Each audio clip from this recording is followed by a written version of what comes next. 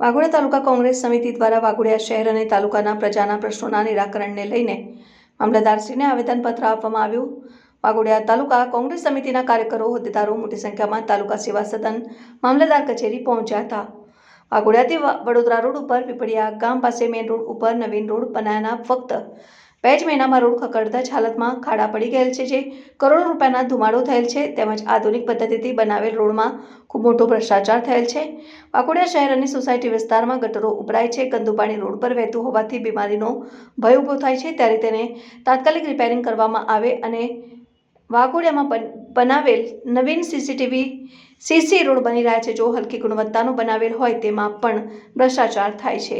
એક જ ચાલે ખાડા ચાલેના સૂત્રો કર્યા હતા। હાલમાં ભારે વરસાદમાં પડવાના કારણે ગામડામાં ખેતીને ઘણું નુકસાન થયું છે અને પાકને ગંભીરપણે ધોવાણ થયું છે।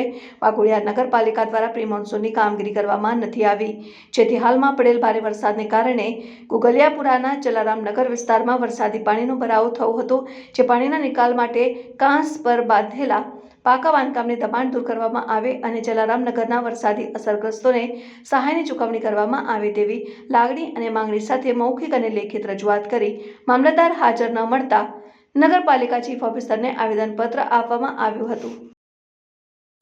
આજે અમે વાઘોડિયા મામલતદારશ્રીને આવેદનપત્ર આપવા માટે આવ્યા હતા કે આપ જોઈ શકો છો કે વડોદરાથી વાઘોડિયા આવો તો એ રોડ પર પહેલાં પણ અમે એકવાર બહેનોને લઈને મેં એકવાર રજૂઆત કરેલી, છતાં હજુ સુધી એમની કંઈ કાન ખુલતા નથી। ફરી આજે બીજી વખત અમે બધા કોંગ્રેસ સમિતિવાળા ભેગા થઈને આવ્યા છે ફરી આવેદનપત્ર આપવા માટે કે રોડનું સત્વરે કામ સારું કરે।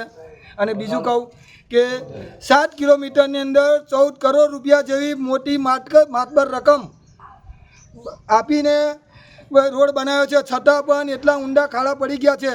આજે હેલ્મેટની વાત કરી રહી છે સરકાર, અમને અમારા માથાની પણ કિંમત છે, અમને અમારા વાહનની છે, પણ તમે એની સામે અમારી સામે શું?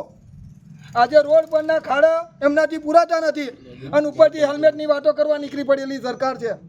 માટે હું વિરોધ નથી કરતો, પણ એટલું ચોક્કસ કહું છું કે તમે હેલ્મેટનો કાયદો લાવો છો તો રોડ રસ્તા પણ તમે ઠીક કરો।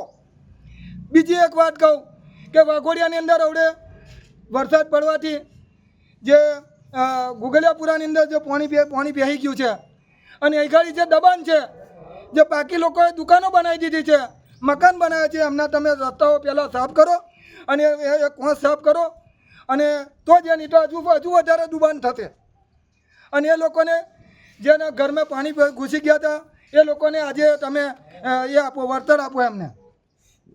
બીજું કે હવે તો અનેક બીજું વાઘોડિયાની અંદર અત્યારે હજુ ગટર કમ્પ્લીટ થઈ નહીં, ત્યાર પહેલાં નવો રોડ બનાવી દીધો। શા માટે? પહેલાં ગટર કમ્પ્લીટ કરો, સરકારના પૈસાની શા માટે આવી લીલામી કરી રહ્યા છો? માટે મારી એટલા માટે આજે આવેદનપત્ર આપ્યું છે। ખેડૂતોનો માલની અંદર આટલું બધું નુકસાન થયું છે, એમને પણ સર્વે કરાવીને કરે, એમને પણ વળતર ચૂકવે એવી અમારી પાસે સરકાર પાસે અમે માગ કરીને આ રીતનું આપ્યું છે। જો આગામી નહીં કરવામાં આવે તો અમે ગાંધી સીધા માર્ગે આંદોલન કરીશું।